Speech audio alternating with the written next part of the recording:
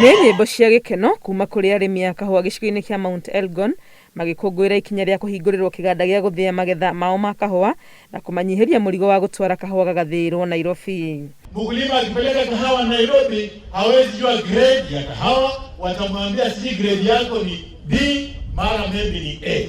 Akawaganyambia ya pili huwezi jua weight ya kahawa iko namna gani. Gĩkĩ nĩ kĩganda gĩa kerĩ gũkũ kaunti ya Bungoma thutha wa kĩrĩa kĩhingũrĩtwo gĩcigo-inĩ gĩa Kabuchai, na nĩ ikinya arĩmi marauga rĩgũteithia kuongerera thogora wa marĩhi ma magetha mao kuona nĩ mareheria ũhoro wa maburoka. Kabla ya mila kukuja tulikuwa na middle buyers wengi sana, na sasa hivi nilaloweza kusema kwa ufupi ni kwamba vile mila imefika hapa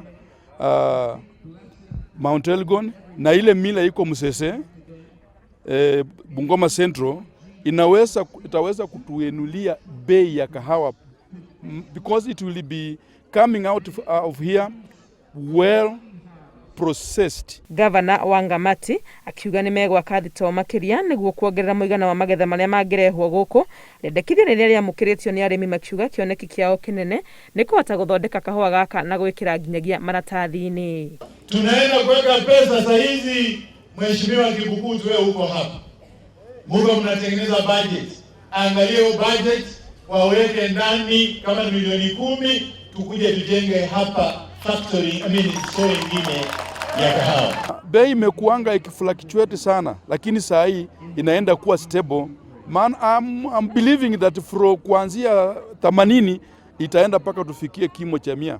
Na naomba ya kwamba serikali iendelee kutusaidia ili hata kuonja ile kahawa imetengenezwa kitambo after parchment ikarangiwe hapa.